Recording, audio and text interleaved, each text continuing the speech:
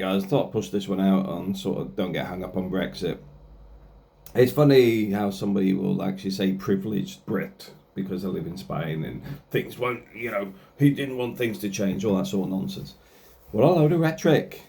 I'm not saying where this privileged nonsense comes from because nobody gives me anything. Everything I've got, I have earned.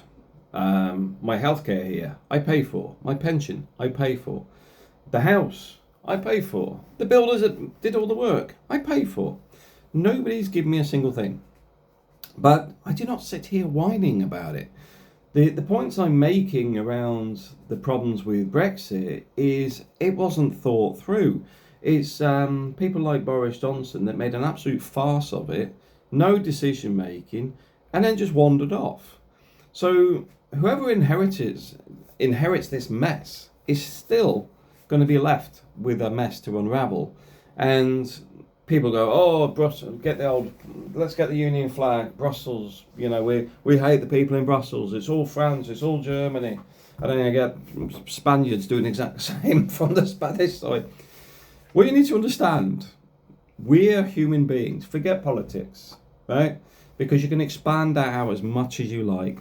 The incompetence of governments is created around the fact that most of the people that we're dealing with that manage things have never managed anything in their life. A lot of them have never had a day job, a lot of them do not understand most of the stuff they're signing off, and they don't have enough time to absorb all the information that's put in front of them. So I do accept that the incompetence of the states is there.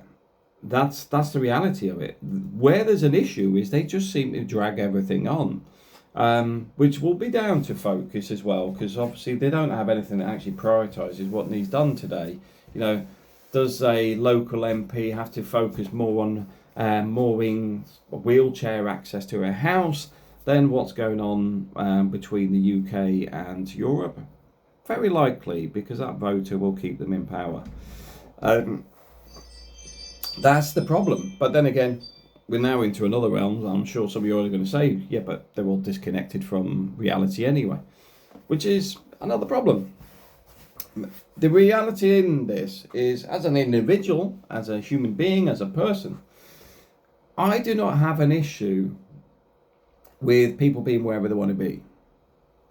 And as long as people are contributing to the environment, there's the country they reside in, etc., I've got no issue. And I'm not going to get into the complexities of why we've got people coming from further afar due to the fact of natural resources, war, and everything else that upsets their economies and causes refugee status and people running for their lives, etc., etc. It becomes far more complex. The misunderstanding between a lot of the stuff that goes on between certain Brits and certain people in Europe is often around having a view that is singular. Now, it's a bit like when people say, well, we're taking back control. What are you talking about? You already have your parliament. It's from the UK. So you've already got your parliament. The Welsh have got the parliament. The Scottish have got the parliament. You've all got your parliaments. Do you think those people in those parliaments actually listen to you anyway? I'll leave that one to you, because the ULEZ in London is a good example. I'd say that the people pro are much smaller than the ones that are against it. So the fact is, that's nothing to do with me. My concern is that people should be able to move to Spain if they choose to do so. Now, it doesn't mean I'm trying to dictate to the Spanish government what they should be doing and not doing. What I'm saying is there should be a path to say this is a criteria or not the criteria. The weakness and mess of what's been done with the Brexit has created a divide with very little information around, unless you're taking it on the status of, for example, you're from Australia or America, coming outside of Europe, because then you can work with the same criteria as they do. Now, Do I have an issue with that? No, it's about the clarity. It's all about the clarity because people still want to retire here. Let's face it. I don't want to spend my retirement years in the UK. I want to be riding around Spain on a Harley Davidson. I want to be able to go and access from here to Portugal to Germany, Gibraltar. I want to travel around Europe. I've done the UK. I've spent years all over the UK because I dealt with hospitals and government authority organisations around their buildings. So I've got to see most of the UK already. It's not for me. I like this thing called sunshine. I like the fact, you know, I'm in a area where I can go out there today and probably bump into people that speak 10 different languages and from 10 different countries. I like that. I don't have a hang up on pro or for me it was just disappointing in the sense of it hasn't been thought out. Now, the bit you may or may not be aware of, I lived in the Philippines for nearly a decade. And in the Philippines, you even have a long list of jobs these foreigners aren't allowed to have. Did I sit and protest at the government? No, because it's their country. The problem you've got here is the UK is trying to engage with Europe, and it's that bit that just needs sorting out. And it's a still ongoing saga. Because once you've got it set up, it's fine. And then, you know, the fact is, I lived in Europe long before. I was in, I spent my childhood in Germany. I spent 6 years in Germany. What's disappointing is the fact that this had no real substance to it beyond people that have an issue with Europe and have an issue with the UK, whatever, you know, because these are the people who all come to the surface. It's like everything else that's going on in the world. It's all the noisy people at the top. But if you put some common sense into this, what has the UK gained and what has Europe gained and what has UK lost and what's Europe lost? There is issues on both sides. And guess who suffers? The people. Governments don't suffer.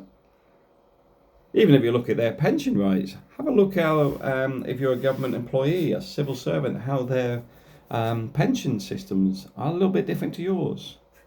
First thing governments do is look after themselves. Like everything, it's always the people that suffer. I have no issue. I mean, the 90-day bit is obviously confusing a lot of people because they have homes here going back since whenever. I don't agree with that because as far as I'm concerned, that should have been something that was caveated in the fact of going, right, after this, if you've got a home in Spain, after this date, you know, you won't, but you will be on 90-day. But the fact is that Jim and Maureen have been here since 1976, coming for 6 months of the year. I would actually say, you know what, just leave them alone because they're not going to live till whenever, you know. They will be phased out with time. And that's, for me, that's a bit of common sense of if you're already in the system, you're in the system. It's a bit like I think it was UK pensions when they did with SERPs. If you're already here, you're here. And I do find that the Spanish did a lot more trying to get everybody into the system that should be in the system, as well as having some seminars and things trying to help people get into the system, because I do find a lot of people are so easily led these days because of the way we've got nanny states everywhere. So it takes a lot of the thinking out. I mean, today I'm sitting reading books and studying stuff for a leadership master's degree I'm doing. But at the same time, I question it, where a lot of people just accept it because they used AI, and I sit there looking and going, well, this is just waffle. This is just AI being told, write something as if you're a lecturer on this subject, and it waffle. and you're going through it, and it's just junk. But the point being is, a lot of the problems we have are people making decisions that are not going to be affected. And a lot of the decisions were never thought through, and they didn't have any threads to them, in the sense of, if we do this, what happens to this? If you're a pensioner, what's the effect? If you're a student, they would be getting, I met a guy before that was studying owls somewhere. Funny enough, one of these British people, he was going over to somewhere in Europe because he studies aviary and whatever, and he was hitchhiking bizarrely, because he was actually working his way down to get his plane, and I picked him up in the car, but he was going over to study birds, to somewhere in Europe, and it was funded by the European Union. The way the media manipulates figures and everything else makes it very difficult to get context and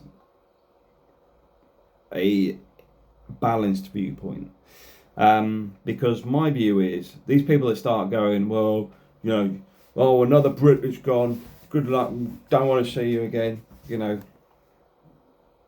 you're setting your own tone, in the same way the Spaniards are going, you go back home, which doesn't really happen in Spain, where I am. Doesn't offer much, with that mentality. That's how wars start, because you're pushing down the route of hate without any substance beyond what you believe is nationalism or a identity. Now, don't try and spin it onto, it's because you're in Europe and you're this and that. No, because I'm British, whether I like it or not. I'm British. Am I proud to be British? I'm proud of my heritage. I'm not proud of the way the UK is today. I'm Scottish, Irish with a little bit of Denmark in there, because we're from DNA. I do not like many of the things that are going on in the UK. I do not like the way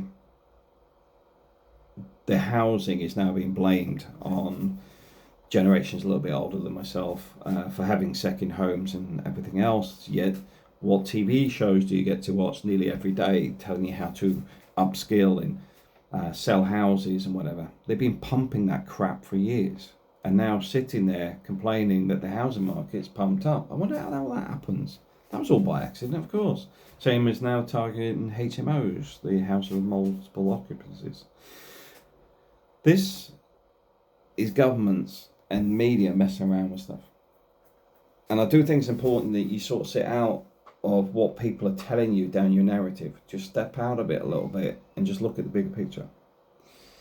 I have no problems with most people. It's like, I've got friends here that are Russian and Ukrainian. They've got far bigger problems than I've got. And they're still both my friends, bizarrely, because I do not blame them for what's going on in their countries, because I don't control that. And why it's going on or whatever, I don't have enough information. The narrative all goes back to, I think it was the 1950s, where they started introducing the good and bad, because the Ruskies and whatever, all that sort of stuff, when in fact the grey is where your common sense is, which is normally down the middle. It's normally down the middle, because that's where you start to understand it's far more complex than these people just fighting good guy, bad guy, because it's the bits in the middle are the bits where all the truth is, and they wipe that out. The media does not focus on any of that stuff. In fact, it filters it out. That's why, Good Morning Vietnam as a movie had a very, it's got a spin on it, but obviously it's sort of showing a filter going on where the narrative was spun. But that spun in so many different directions now, because with you being online, they know what you look at. They know what your buttons are, your triggers are. I love using the word trigger these days. They will push your narrative to rile you, manipulate you, to get you into a little box. What I recommend is, what I do is quite simply step outside it, and you will find some people that will tell the truth. And like my thing is, I say this from my opinion in what I've looked at over the years, but it's a bit like when I was out in the Philippines. You can see the corruption, you can see the control from mayors, from governors, from senators, that it's an iron fist, whether people want to admit it or not. In fact, you start going down that route, if you're there, they might throw you in jail, because they try and control everything. So, you'll get like taxpayers fund a bridge. There's a picture of the mayor on there, by the efforts of, with a nice picture of the mayor. You didn't fund that. That's your money. We have to be very careful we don't end up with everything going that way. And part of this, where people try and focus you down a narrow channel, is so that you stay out the middle. Because if you start going in the middle, you start communicating and you start querying things and questioning it. So, for example, people that are very patriotic, nationalistic, about being Spanish or British, where does that come from, and what do you identify that as? What makes you patriotic and passionate about what you're talking about?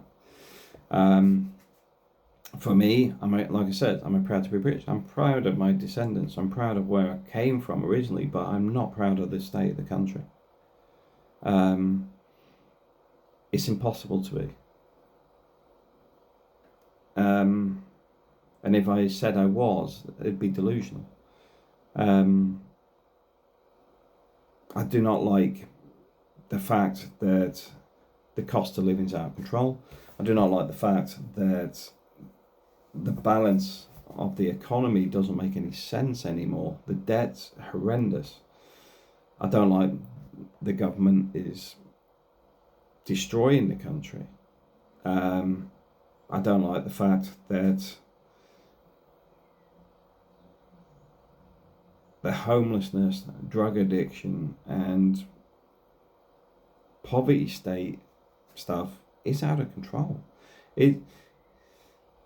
I get to see it more. This is why it sounds like I'm very negative. It's because I was out the country for years. I come back and it's gone from there to there. It's when you're in it, you don't see it as much. I mean, look at Worcester, where I spent a lot of my childhood and my 20s. That used to be quite a nice place. Then they turned it into a university town, and now it's a dump. It's all peculiar. It's all peculiar. I'm a strong believer in small businesses. I think innovation, creation, everything else comes from small businesses. Don't get me wrong, corporations may do something major, but you can see how bad Netflix and all the other TV things are this year. The fact they've all gone woke because it's corporate, it has impacted their profits and the fact that people often won't watch it. Now, I will get a backlash on diversity, equality, and everything else because, I'm anti-woke. My equality is based on a very simple thing. It's all based on the fact of it's got to be realistic and in balance. If you start rewriting history with a new narrative to suit a cultural shift or whatever, for me, that is not good, because what you're actually doing is rewriting history. And if people are whinging about something and you write it out of history, what were they whinging about? Could be very careful how that occurs, because it normally has a negative effect in history which comes back later on. My view is a recognition of a moment in time. My view is, yes, I didn't own anybody and I didn't do this and whatever. That's not me. In the same way, you can't have this narrow narrative, because being Scottish Irish, we got abused far more than a lot of other people out there. We do not wear that on our shoulder. I haven't got a chip on my shoulder on it, because it was a moment in time I wasn't there. I can't feel for the people at that time because I do not know them. Don't get me wrong, it wasn't a good time, but then you go through World War One, World War Two. There is history is full of times where people have butchered and done some horrible things to each other, and the saying "time heals all wounds." That's part of realizing those were moments in time. If you keep trying to regurgitate and bring this up, that's where wars start. We need to move away from that. We need to understand that there were bad times, and there was reasons to do it, and there was, whether we like it or not, this is how little clans and stuff become nations, invading and conquering others. That's how Genghis Khan started from a little clan and then conquered a ridiculous amount of land. I think he was conquered more land than anybody else ever in history. There is reasons in time, but it's frowned upon today. So I do not blame people for their father's past in the sense of their father's past, because we're all guilty of something if we all go down that route. Today is more important. Looking forward to making a better place, and you look back to see what the mistakes were in history. That's far more important to me. And it's certainly not blaming people in today for what went on in the past. That doesn't make any sense. And that's why I don't like this. I call it false nationalism, because when you start getting people down a very narrow path, it's often not covering what actually makes, what is British, what is Spanish, what is the, because you start going, what's Spanish, you start getting into the Basque separatists, you start getting into Catalan, you start getting, it's far more complex than when we started 5 minutes ago. And it's the same as the UK, you got your Scottish, your Welsh, your Irish. It's complicated. But do we need to be constantly going back to that path, or simply looking at, well, how do we make things better? My view is, how do we make things better? So when I look at the UK, look at Spain, my personal view is, I would like it where it was easy for Brits to retire here and enjoy their retirement for their, becoming the Florida of Europe. I think that's a good idea. I think that people want to leave the UK and come here and retire, bring all their money with them.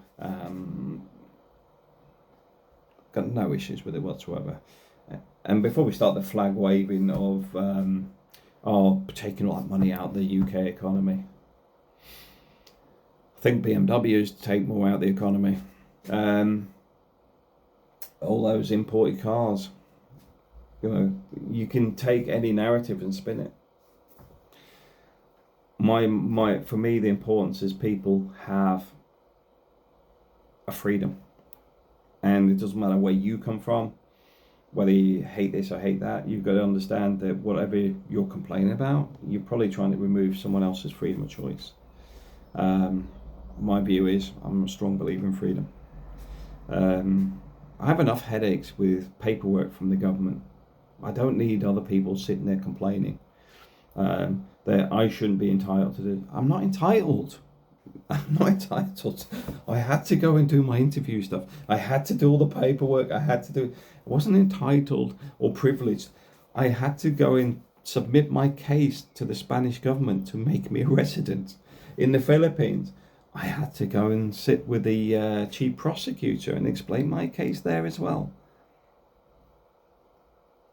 They accepted me as part of that country, and they accept me as part of the country in Spain. What's the issue? Yeah, I mean, I know this is very political today and it's quite a long video, but I do think it's important to get the message across that every time you take something away, governments take it from you, they don't take it from themselves. You know, when they have these climate summits and fly in there to Maldives or whatever in their jets or whatever, what a mockery. Let's just start thinking about ourselves as people. You know, Spain offers a good life. Um, and like I said, the false nationalism stuff for the UK. If you want to do something, run for government. Do something about it. Well, it says I'm disappointed in the way that the UK's gone.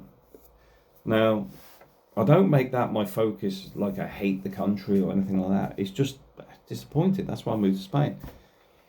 Um, Spain, yeah, Spain's got its own issues, but I'm a resident here. I'm not a citizen here. As such, Spain's problems are Spain's. It's not for me to change them. The UK's problems are the UK's. You know, I'm not going to change the UK.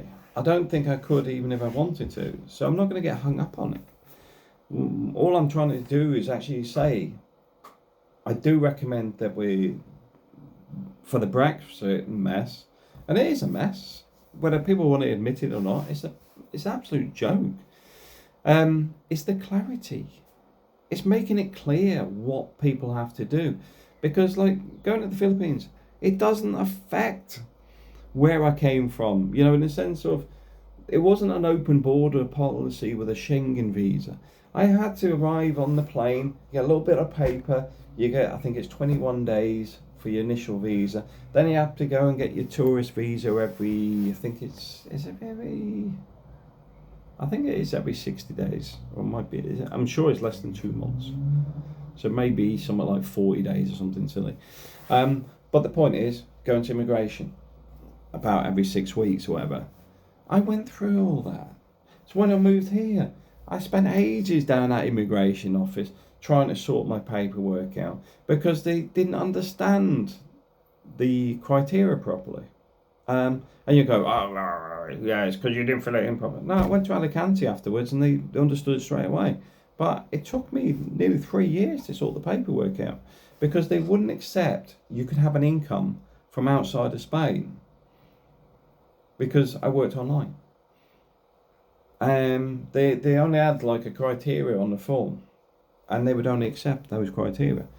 When I explained it up in Alicante, that was it. It's fine because they could see I had plenty of money. But here they'll go and get a job as a waiter or something because there's not much. We're in a tourist area. But you're going. But if I get that, I don't really reach the criteria because you have to have a minimum of €1,600 a month or something. Well, a lot of these guys ain't even on 1,000. So you're going, well, I can't meet the criteria. That doesn't make any sense. I'm earning about €6,000 a month. Yeah, but that's not in Spain though.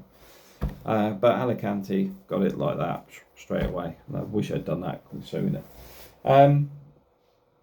But do I blame the police? Did I get angry about it? Because the police do the immigration piece? No, because I look at most things in life as a management issue. The reason being is they are following a process that they have. Their form didn't have like what they're now doing, nomad visas on it. They didn't exist. So the fact is, on their form, you got student, unemployed, pensioners, employed, and that was about it. So when they're looking, go right, employed, you know, like job in Spain. Oh, you ain't got a job in Spain. It's not on the form. But like I said, don't get wound up about it. I just go back and go back and go back until it's done. I learned that from the Philippines. You just got to chill out and just take your time. You know, you may have to go back 10 times, but so what? You know, when I used to go to the immigration, I realised they do this thing called an express fee, where you pay, and basically it's corruption, where they'll go and do your paperwork for you and jump the queue. And then me being me, I'm like, okay, well, they've got a ticket machine now. You can take a ticket out, you use ticket 12, and you pull yours out, it's 415. I go, right, instead of giving them 1,000 pesos, why don't we just go and spend 1,000 pesos on lunch? We'll go out for lunch and come back. And we did that a few times. And I put it out there to my blog back then. And went back next time, there's no ticket machine. There must have been people picked up on the fact, well, just go and spend it on lunch instead. But the thing is, you've got to sort of laugh in life, and you've just got to relax and chill out. Because the fact is, like I say, this whole Brexit, there's a lot of angry people out there. I'm not angry about it. It's the clarity on it. It's the fact that it isn't thought out. It's not comprehensive or flow diagrams and straightforward information from X to Y. It's a bit like when they're on about the paperwork for import and export and stuff between the Dover, and you got some official going, no, they've had this plenty of time, it's all organised, blah blah blah.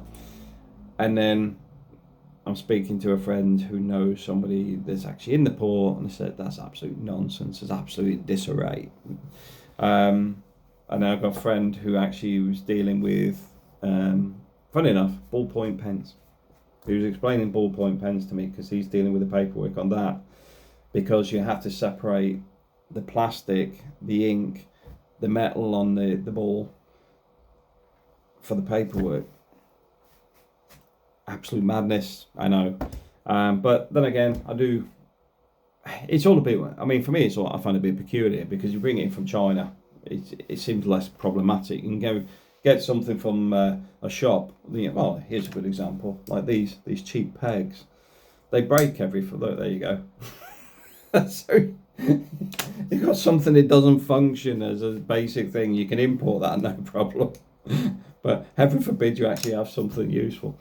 But like I say, I just laugh at it because it all become a bit peculiar. I don't know where the longevity is on where we're going to end up, because will the UK re-enter the EU or not? That's all up in the air. I don't know. But I think it's important that some clear paths are sort of laid out for people to move forward.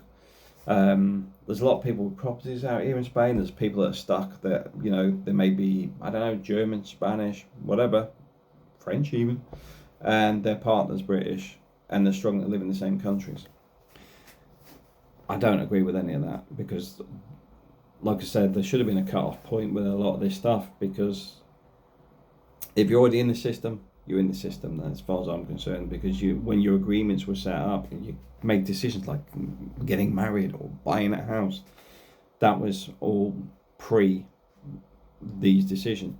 After the post, I get it. If you start to go down that route today, you'd have to factor that in. But you couldn't factor it in when you were doing it 10 years ago. And I do think they should be given some leeway on that stuff. That's my personal view.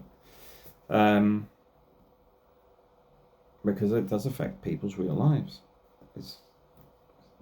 I don't think that's correct. Because the decisions were made at a moment in time when all the legislation and everything else was correct. And we're not talking about civil war broke out. We're talking about paperwork changed. But anyway, that's long enough video on this, and I won't be discussing Brexit again. Not unless it comes up in a positive light, because quite simply, too many people argue about it. They often only have a singular view. My view is I'm not really bothered about it, in the sense of, I'm not debating nationalism and patriotism and all that sort of stuff, because people often are down one narrative anyway, so it's not an open-ended conversation, or, well, open to thought. It's a dictation. Their mind's already made up. And I do come from quite a nationalistic upbringing. My father was in the armed forces. I used to do the old processions at the churches on the Sunday, where you have with the banners and stuff like that for the even getting dragged down to some of the churches in Germany as a number. Because we did the national anthem every day, where all our assemblies were predominantly, at school, were based on the crown. Let's face it, it was in a military school. But it doesn't mean that I have to force a narrative that is against others. The sense of pride of being British comes from, I actually thought those things were good in those days. Now we're going to throw some petrol on the fire. Because it gave a sense of pride in the nation. It gave a sense of belonging. And we've lost that. I do think it's important that there is a sense of pride in the nation. And like I said, I'm not happy with the way UK is today. It doesn't mean I'm anti-British. In fact, I'm, like I said, disappointed the way it is now. I am pro-national anthem. I am pro-flag. I am pro giving people identity, and it gives them something. Because at the moment, we're telling people they're often bad or they're responsible for what happened in history and all this sort of stuff. I don't agree with that. Don't agree with it in the slightest. Never will. They weren't there. And if they were, the majority of people would have been doing the crap jobs anyway. I mean, I remember a conversation with my ex-partner a long time ago. We're at Whitley Court, which is like it's a manor house type place. And she was going, I can imagine being here. I said, yeah, you'll be in the kitchens washing the bloody pots. You won't be up the front. And that's the reality. It's all about the context. But yeah, I am somebody that actually does have a strong British identity. But it doesn't mean I hate people. It doesn't mean I suffer with false nationalism. My nationalism comes from the identity of being British. I do not hate others simply because they come from somewhere else. That just goes against everything. The British, or I'm going to say the bad word now, Empire, was in all corners of the world. The Commonwealth is all corners of the world. The British as a nation and empire is not locked into one little island. It extended across the world. Yes, it had power, influence, and the gunships, but ultimately, we as a nation conquered many other countries. But like I said, it's a moment in time. It's a moment in history. I cannot be responsible for what people did before I was even born. In the same way, we would probably be speaking French or Dutch if we just sat by the side. Let's be honest. Is the age of empires. That's it. Today's days are more about corporate. It's more about the people that are in the background, selling whatever, controlling whatever. I know it sounds a bit conspiracy theory, but let's face it, I haven't voted any politicians in recent years, and there isn't one I would actually want to vote in. But apologies for a long video. I'm going to cut it off now, but that's my view on Brexit. It's about the fact that it's a mess. And I know whatever nations you are, you hate whatever, just be more open to things. I think